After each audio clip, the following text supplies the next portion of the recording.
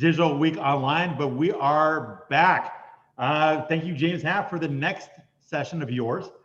This is the demo section, and we are the most high energy show on blockchain. James, all yours, go. Exactly, the show that never sleeps. So this section is going to be about real use cases for blockchain, and we're lucky to have with us three different companies with different opportunities, who are using blockchain in their own way to help us do the things that we do already, but to do them better. And the beautiful thing about most of these platforms is that they don't make you understand that you're using blockchain. Instead, they go right to the use case of what you need to get done and get it done better. And then as you peel the layers back, you realize you're working on a blockchain case. And I think that that's really the future of how blockchain is going to go to mass adoption. So we're going to start with Vanessa Malone, who's from TraceLocker, who's going to give us a demonstration of a platform used for logistics, which is run by a company called Horizon Fintechs. Vanessa. Thanks, James. Hi, everyone. My name is Vanessa Malone. I'm the head of marketing for TraceLocker. TraceLocker is a powerful supply chain solution that leverages the Ethereum public blockchain, and it creates a digital record from seed to sale. The smartphone app, it enables self-certified registration throughout the production, supply, and shipping of medical cannabis, CBD, and other regulated goods. All of the verified data is notarized via a digital fingerprint on the blockchain, so it makes those submissions it goes further to enable storyboard and certify their experience and actually create an efficacy rating for those products. So it's really a timely technology. Now, perhaps more than ever, supply chain partners and regulators are demanding transparency and accurate information. So that being said, I want to demo just the app from the B2B side and then quickly go over it on the retail side as well. And as James pointed out, this technology is live and in use today. It actually went out a couple of weeks ago. So I actually encourage all of you watching to go to the App Store and download TraceLocker, and you can actually follow me along as I get to the retail side. So I'm going to share my screen and show this video just so you have a visual representation as I'm going through the app's functions. So TraceLocker, it was designed with leading medical cannabis and CBD cultivators from Israel, Canada, and Switzerland. And it was built to align with cultivation, distribution, and compliance processes. So we're going to follow Susan. She's going to be our medical cannabis cultivator. And we're going to follow her as she uses TraceLocker to successfully grow, test, and ship her products to market. So TraceLocker, it allows companies to record each of the critical steps involved in cultivating from seed to sale. At the heart of TraceLocker lies a powerful blockchain back office, and it ensures that every piece of information is recorded, secured, and verified, and it's associated with a verified user. So this recording process we call attestation. Each profile is created establishing a blockchain e-wallet on their smartphone, and with our integrated KYC app, each user's identity is verified, and it's in accordance with local regulation and in compliance with international AML standards. Only verified users can record these events. So using Face ID, Susan enters the TraceLocker app and begins recording these event details, and these are immutably stored on the blockchain. It was designed to be a really seamless process and be verified by regulators, customs officials, and consumers. So Susan creates a company page, and she's able to track multiple large greenhouses with separate grows. She's able to put in the mother plant, track from genome to seed as she records all the necessary info. So all the steps, taking cuttings, pictures, noting the grow zone, watering time, pesticide use, and lighting can all be logged using the app, and it can be completely customized. So with the batch ready for sale, it's ready for that product to go to the lab for testing. So what she is going to do is create a profile. She's going to put in the lab name, address, weight of the sample size, and then Susan's going to take a photo of that shipping label. When the lab verifies the potency and terpene analysis, Susan then takes a picture of the lab report And now the entire cannabis batch is shown to be legally compliant and ready to be packaged and sent to the market. So TraceLocker continues to help in this phase of getting this product to the distributor and retailer. So using the app's proprietary process management, Susan creates a QR code for the shipment, and it's called a digital twin. The shipper puts that QR code onto the shipment. So when a customs agent scans the TraceLocker code, a web page opens up that shows all the relevant information about Susan's product, and all the attested events entered by her and the team are on there. So because this info is tamper-proof and attested to by a natural entity, the custom agent is happy and ready to authorize the shipment for sale. So finally, the distributor that receives that shipment scans the QR code on his TraceLocker app, thus making the digital twin QR code as delivered, which prevents cloning. So from cultivation, to retail, it really ensures that the product is compliant and at the quality that consumers expect. So from there, I just want to quickly jump to the, sorry, let me pause the share. I want to quickly jump over to my phone to show the app from the retail side. So once it hits there, let me quickly share my phone.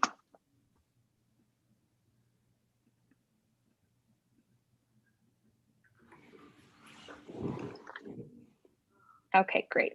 So now I'm a consumer that's interested in this product.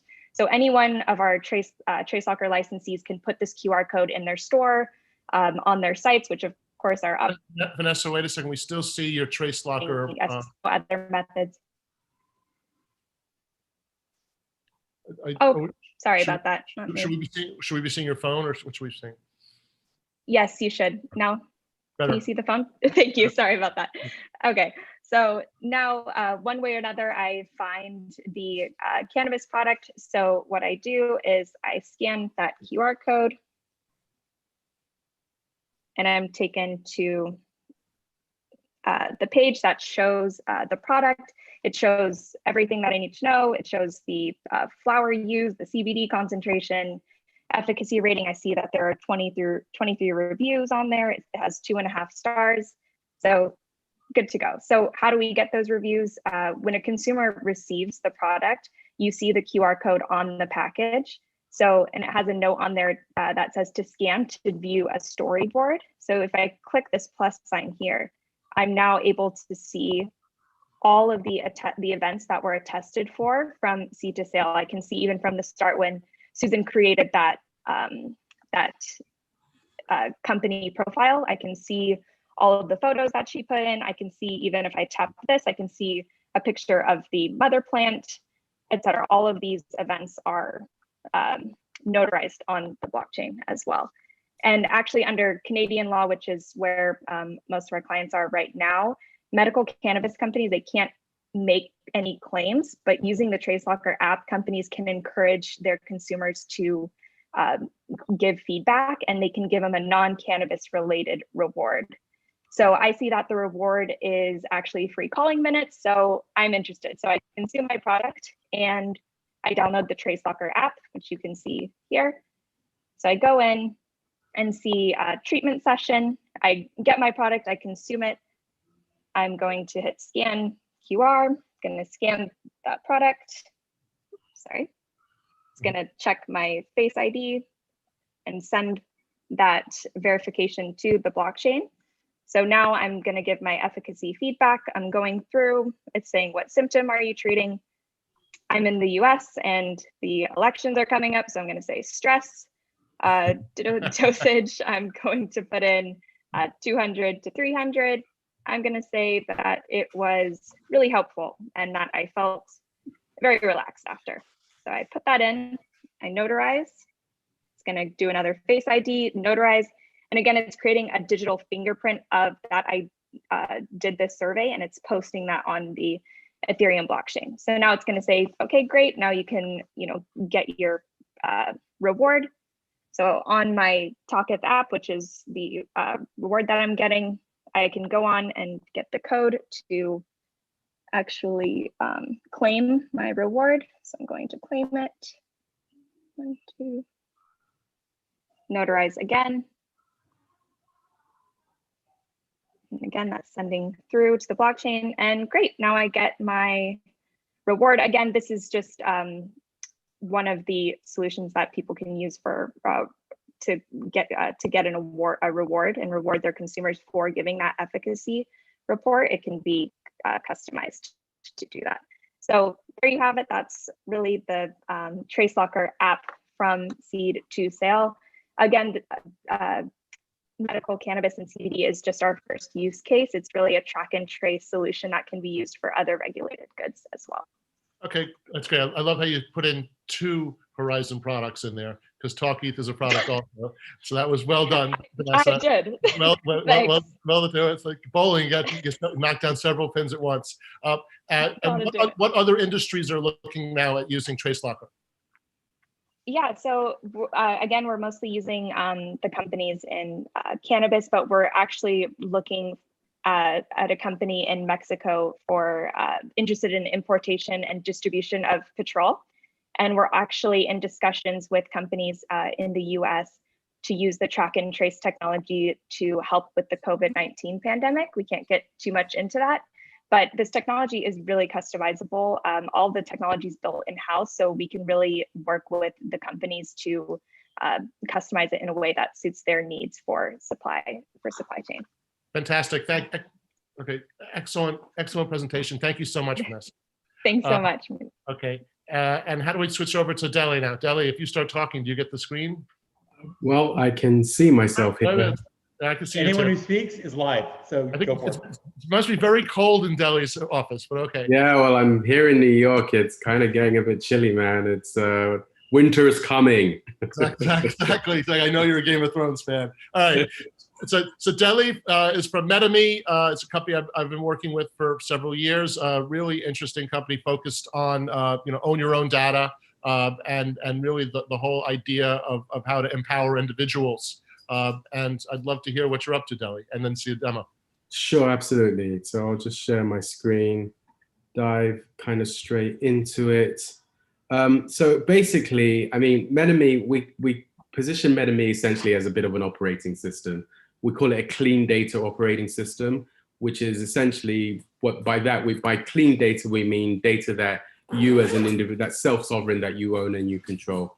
And in terms of the OS, there's basically 2 kind of core elements, 3 core elements. One is like our core data protocol for data management. And we do that by creating these small data containers we call MPODs, and for minimum proprietary data stores. And these are basically how we manage data sharing. And then we have applications that basically use that. So the first thing is identity management. So in our sort of operating system, we have one of our core functions is essentially identity management, where you have different entities. So you can have people, organizations, or things, and things can be objects or devices. And essentially, you can basically control and see what information is shared with which entity through this. And this is essentially like a smart contract that can be switched on and off and rescinded at any time. So all of these access controls are basically controlled through smart contracts. We're based on the Hyperledger Fabric blockchain framework. But essentially, it's important for us that there's a permissioned aspect to the blockchain because of privacy controls, which we'll come to. But essentially, I think the other core thing is then we have a wallet framework. And basically, our principle is that we have 3 types of assets: currencies, items. So those could be digital collectibles like CryptoKitties, for example, or our comic series. And you basically exchange these using public-private key framework as per any kind of crypto asset in that regards. But then the same for data, where we have data MPODs that can be exchanged in this way. So essentially, as I say, that's the kind of basic operating model. And then we build applications on top of that. So we've been working hard on a comic series that's basically a crypto comic series that we've been crowdfunding at the moment. And that's going to, I mean, we launched a couple of pilot episodes of it, but that will be launching for Christmas through where we're launching a wallet for it. So like a crypto media wallet, where you have these basic assets that you can share or own or control. like any other sort of assets. But the main sort of gist of what we've been focusing on recently has been our COVID application, and that's the main thing I wanted to show you today. Please. So to get started, I'll just play this short video and then I'll walk you through some detail on it. The pandemic has undeniably changed the world and crippled our ability to be together. While we have learned to do new things remotely, many interactions are still best person to person and face to face. We are realizing that to come back together safely, we need monitoring systems we can trust, so we can know who's sick and who's at risk of being sick right now in real time. But it's not enough to simply.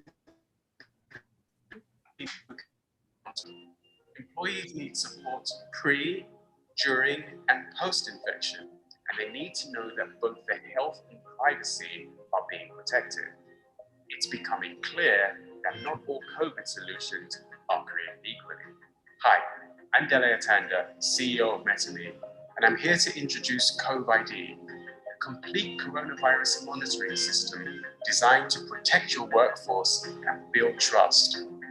COVID is the first privacy-led and science-backed complete COVID monitoring system to get your workplace open safely and keep it that way. It uses world-leading technology to help you identify people likely to be infected early and to take actions based on the latest research and best data available to control the spread of the virus. Most importantly, COVID secures sensitive personal data with an advanced privacy platform that maximizes employee protection while minimizing enterprise liability. With COVID, employees scan their oxygen saturation, respiration, and heart rates daily simply by looking into a phone's camera. This can help determine if they have COVID-19 even before they show symptoms. It has a medical-grade symptoms checker and lets them record test results verifiably. It contact traces accurately in real time, letting staff know if they have been near anyone infected while keeping their identity safe and confidential. COVID is a complete monitoring, verification, and contact tracing tool integrated in one single app. It is built on world-leading privacy standards and gives an unforgeable COVID status credential daily with recommendations on how to stay safe, tailored to each individual and their particular health circumstances. COVID allows you to build trust across the enterprise. As a manager, it gives you the confidence that you are protecting your staff's physical and emotional health, as well as your enterprise's financial and emotional well-being. As an employee, it gives you confidence that the company cares about both you and your family, even when you're ill, and that your personal information will be kept safe, private, and confidential. If you'd like to learn how COVID can help you bring your workforce back together safely, do please get in touch. So that kind of gives a sort of big summary overview on how our app works. And you can notice, I mean, I think James sort of made the point that we don't actually talk about blockchain once in that video, in that presentation of it, but it's really all there lurking in the background. So I can just very quickly touch on the things that are done here that are very blockchain specific. So for example, when you sign up to the app, the first thing you do is you create a self-sovereign ID. It feels like a normal sign-up process, but we're creating a Hyperledger Indy-based ID. We then collect information from people in terms of symptoms. We then start this scanning process. This is one of the key things of this app, that we're able to do this scan where we can measure people's vitals like oxygen saturation, respiration rate, just using a cell phone. But all of this data is basically written to a private data vault, and these transactions are recorded through the blockchain. The data is obviously stored off-chain to be compliant with GDPR, CCPA, and the like. But essentially, what you do here is effectively you can see this, the camera is following my face and scanning me here. to basically derive my key vitals. And you'll see in a moment my oxygen saturation. There you see my oxygen saturation, respiration, and the heart rate are all recorded from that. This data itself is then recorded as specific private aspects in my personal vault. And then on the contact tracing side as well, we then use our anonymity factor and identity management framework. This is why a self-sovereign ID is key, because we can mask the user's location and identity, and we use differential privacy and the like to manage this. Then we have these specific data sets. So these are these MPODs that are basically non-fungible assets, and these are basically made available. So this one is made available to an employer through an enterprise dashboard, but through smart contract. And so the rules of who can access this is how can be accessed are all controlled by the smart contract framework. So I mean, you know, a lot of people in the more medical space get excited about the scanning capability and scanning technologies. But I think the key thing here is that essentially we're able to, from a COVID perspective, combine precision data and that gives us a really accurate way to respond to the spread of the pandemic, for example, but still keep people's data private on one hand. And we're able to then generate these credentials that are intelligent because they're personalized and individualized on one hand, but they're immutable, they're unforgeable on the other. So they're extremely reliable, and we can use blockchain technology to attest the information, the veracity of the information that we're receiving, but use the same technology to effectively protect that information and prevent it from being exposed to third parties, whereby we can share information on a really sort of minimized need to know basis. And we found that in discussions with enterprises, this is really key, because obviously there's we believe certainly there's a privacy pandemic rising in parallel with the COVID pandemic. And so it's not enough just to protect people from the health pandemic, we have to also protect them from the privacy pandemic. So the last thing I'm going to show here is in this enterprise case specifically, we have this dashboard where what's really key here is, first of all, only cleared personnel can access the dashboard in itself, and it shows the percentage of an enterprise's employees who have downloaded the app, those who are clear, those who are infected, those who are at risk. But the critical thing that I want to drive your attention towards is at the bottom here, where we have these different employees. So you can see the green ones are infected, are clear, the yellow ones are at risk, and the red ones are infected. Now, the key thing is that you'll see now as I go to, this is the record for one individual, and this individual, you can see they've taken a test and the results of that test. And here's another individual who's taken a test, who hasn't taken a test rather, so we don't have any of that information. But the important thing is that these clear and at-risk employees only share this information anonymously. And it's only when an employee is infected that there is what we call a semi-identifiable link, which means that that person can be linked back to a natural person. And this is all basically controlled through smart contract and immutable law, which basically gives us that maximum degree of granularity, precision, reliability, but also protection and privacy as well. So Dele, if I have a company and I would like to offer this as a into my enterprise to make people feel safer and get back to normal, how would I contact you? You can reach me, Dele at medame.com. You can reach us at medame.com, or you can send an email to info@medame.com as well. Any of those will get through to us. Fantastic, Dele. Thank you so much, and keep up the good work. Thank you. Thank you. Thanks for having me, James. All right. Michael Rodov is next from AdNode. Michael, I think if you start talking, you grab the screen here. AdNode is a company which uses blockchain technology in a way which is not apparent to the end users, but basically he's providing accountability into the advertising market in a way that will make advertising more honest and more efficient, which will end up benefiting everyone in the ecosystem. So Michael, I look forward to your presentation. Perfect. Thank you, James. Thanks for organizing this. This is so fun. It's past 10 p.m. on a Friday night in New York City. So I hope everybody has an alcoholic beverage in hand. I'm ready. I'm ready.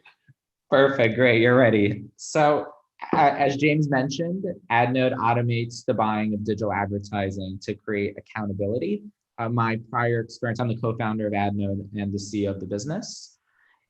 I previously ran a media business that was an 80-person company with millions of dollars in revenue. And something I learned was building an ad business is really tough. It's really difficult, and there are underlying issues that create that. One of the big challenges is old adage you might have heard from Peter Drucker maybe 50 years ago. And it's, I wasted half my ad budget. I just don't know which half. And the surprising fact about that is that actually is true today. Even for the world's largest ad agencies, roughly half, if not more than half, their ad budgets are lost to ads that are non-viewable, which means people didn't look at them for typically not even a second. The ads aren't viewed by humans.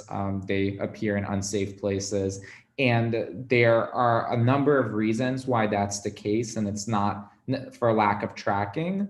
The actual reasons have to do with reconciliation and lack of data transparency and a disconnect often and inconsistent data between what's available to the publishers, who are the companies that sell ads, and ad agencies or digital advertisers, who are the buy side that buy ads. Now, the typical process is, if I'm buying ads from somebody, I have data from my measurement companies, whether it's a Moat, IS, AdLooks. I have data in my ad server, my DSP. I'm downloading data into spreadsheets using pivot tables, and I'm figuring out which ad should be paid and not paid. And as a publisher, I'm doing the same thing. It takes days for each campaign every month for people to put these numbers together. And it's a big phone email process to actually put those numbers together, share results, go back and forth. They almost never match up. So you kind of need to discuss it and figure it out. And what AdNode seeks to solve is this tension, this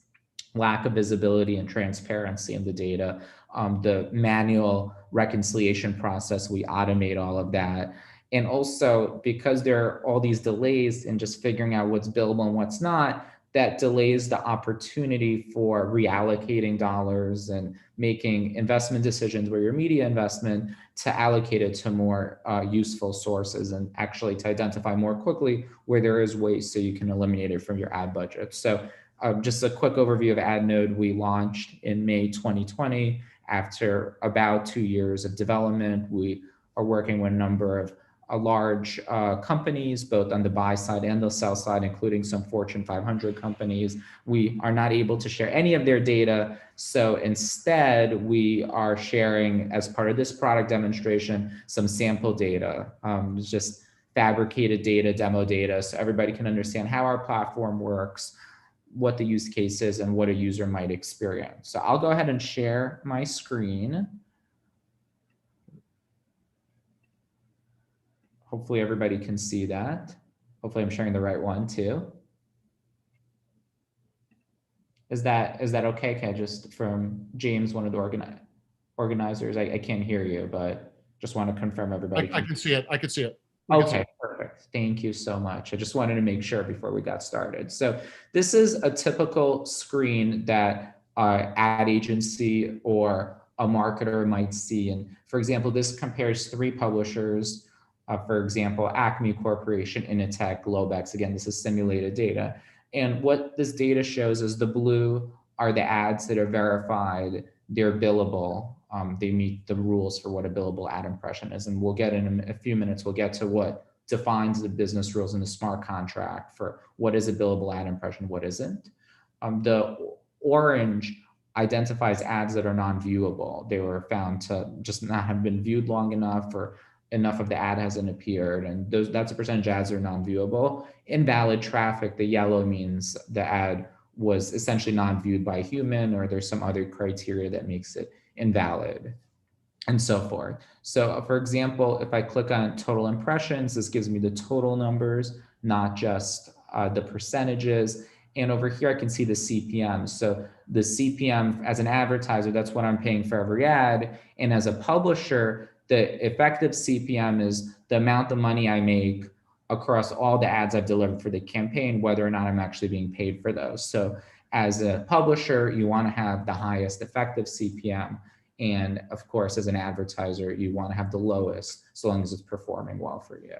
You can see the click-through rates, you can see the ad spend by publisher. And as you can see here, Globex is not performing that well. Acme seems to be performing better. That's really interesting. So just something to take away. Now, I can go to date, for example, compare by date. This is daily data. We can look at it weekly or monthly, and we can see there's a nice, it looks like in the beginning, the first week or the first couple of weeks of the campaign, there's a lot of wrong geography issues. Typically, something that's really nice is a lot of times when marketers and publishers run a campaign, they agree to display the ads in a particular geographic region. Now, unfortunately, when you set up these campaigns across a large number of publishers, it can be very common for somebody accidentally not to set the criteria correctly. It's just human error. Now, what our system does, it doesn't wait for the billing people to talk months later. It just, the first day you log in and you see, a lot of these ads are in the wrong geography. You can figure out what country they're in and reduce that. So that's why you might see an issue like that. So that's kind of interesting to look at the data that way, and whether it's daily or monthly and so forth, we're kind of getting an idea. Now, if we look at actually at the percentage non-viewable, that has gone down a little bit from 25 to 21. So there's just different ways we can analyze the data and understand what's happening. If we compare by ad unit, for example, we can see that 68% of the video ad, the 300 by 600 video ad is billable, whereas for the display ad that's the same size, it's a 59%. So it's, for some reason, the video is being viewed better than the display ad of the same size. That's quite interesting. It can involve, maybe those ads are more concentrated on certain sites. So we can dig into that more. So we can pick, let's filter by publisher, right? We said that Acme, for example, Acme does really well on the 300 by 600 video, and they do really poorly on this mobile unit, and that seemed to be a good one. And I think we said Globex was the other one. So we're gonna unclick Acme, and then we're gonna click Globex, and Globex on the opposite actually does really well with the 300 times 250 display mobile. Now, the CPMs I'm paying, the 300 times 250 display mobile, a Globex, that's really low. That's actually $9 I'm paying compared to these much higher priced ad units. So Globex, I want to buy 300 times 250 display mobile. 67% of the ads are good. It's the best one, and it's a relatively low price at $9. Now, if I pick Acme, it's the opposite, right? It's 300 by 600 video, 82% verified. And the CPM, it is a higher CPM, but it is a really well-performing unit. And actually, I'm paying less for the 300 times 600 video than I am for a video that's half the real estate. The second 250 is actually the height of the ad unit. So I'm getting a much taller video and paying less for it. So that feels good to me. So what I'm gonna do next, I'm gonna create some orders. I'm gonna load up a template just for the efficiency. So I've previously created orders here. I've saved in template with my orders, but of course I could create this from scratch if I wanted to. And let's just delete some of these to make some room. And as I recall, we'll call this the Acme test order. And we will send this to Acme. We'll put it on all their domains. The rules are I'm only gonna pay for ads that appear for 1 second and half the ad is in view. I could say 100% with some measurement vendors if I pick, for example, mode instead of ad looks. And then here I'm clicking billable, which means that billing is required. I'm also selecting brand safety criteria. For example, the ads can't appear on adult content. If they do, I'm not going to pay for that and so forth. So I have my different business rules. You can learn more if you speak with our team further about this. And I believe with Acme, please somebody correct me if I'm wrong, we are buying the 300 by 600 video, which is a half-page video. We're going to run that, let's see, through the end of the year. We're going to start it today, and we'll run it through the end of the year. And let's say we'll offer to pay $20. We'll buy, I don't know, let's say $10,000 of those. And of course I can, add additional units. Let's say I do want to buy a few display ads just for fun, for giggles, and we'll maybe something like that, right? So that's my total order. I'm going to submit that to Acme. I'm going to propose that. Great, so that's proposed. And then I want to propose another order. Oh, actually, yeah, let's just make sure that's right. That's great. Okay, that looks good. So now we're going to propose, I wish I saved the template. So now we'll do another one. We'll propose this one to, I believe it was Globex, right? So we're going to submit it to Globex. We're going to keep these rules. And as I recall, the ad unit that we wanted to buy here was a 300 by 250 mobile unit. So let's go ahead and find, oh, that's that one right there. Perfect. Okay, great. So we'll do that. And I don't remember the CPMs. So if we did this in the real world, of course, we would check out those CPMs. So we'll go ahead and submit that to Globex. And fortunately, I'm already logged in as both Acme and Globex here. So I'm just going to refresh the screen because I'm in a different browser there. And this is Acme. I have my Acme test order. I'm going to go ahead and accept that. So I'm going to go ahead and accept the order. It's 10:18 a.m. Eastern. Let's go ahead and check that as the marketer. The Acme order has been accepted. Here's the blockchain hash right there. If I go to the blockchain, it's already on there. It's just got published 10:18 p.m. Here's the hash.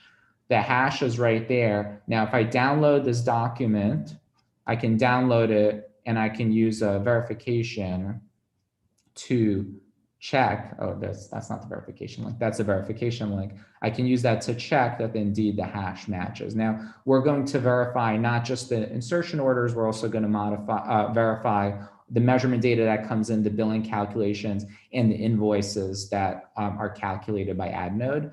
Now, if I log in as Globex, I have another screen here. Let's refresh there. I have order one here. I'm maybe gonna click modify. I'm gonna ask for a higher price. I'll propose the changes, log in as the marketer, see the publisher's proposal. Let's just refresh that actually. Waiting for your response. I'm going to accept that. And for reference, my campaign was, let's see the dates of my campaign here. I'm just going to wait for that to complete. Mike, just heads up, we're going to have to wrap because. Oh, okay. Great. So essentially, that's a quick overview of how the AdNode platform works. This is used regularly now by large mid-sized publishers as well, and large and mid-sized ad agencies in terms of optimizing and automating their media planning. We're using blockchain technology to provide transparency to both the buy side, and looks like that order just came through, to both the buy side and the sell side. We are massively reducing the time it takes to handle the post-campaign reconciliation process by automating it. So agencies have found in case studies that that's been reduced by 70, 90%. We've increased media value for brands in some of our case studies up to 99%, so double the media value. And we found publishers have been able to use the AdNode platform to improve the efficiency of their inventory, which means generate higher effective CPMs by over 30%. So thank you everybody for listening. And Michael, quickly, have you had any real world experience with the platform yet? And in 30 seconds or less, what was the monetary impact you had, for those customers? Yeah, absolutely. We're running campaigns now. With one customer, we've helped them literally get double the media value by using AdNode, which was a campaign of many hundreds of thousands of dollars. They received hundreds of thousands of dollars of additional media value, whereas the sell side in that program improved their earnings, their inventory yield by over 30%. We ran another program more recently where we prevented over $100,000 of under delivery because a publisher was on the same page as a marketer in terms of the ad delivery. So we have a range of positive experiences and case studies with the platform now. Great, so that's fantastic. And so we had, TraceLocker, MetaMe, and AdNode, which are three companies which are currently serving customers with blockchain technology, which I love because since I'm in the industry and I continually get hit with, give me a real world case study, you know, that I love the fact what you guys are doing, and I want to support you guys, and I really congratulate you on your progress, and thank you for being here to support us. Good job, everyone. Thank you. Thanks, everyone. Big love. So James,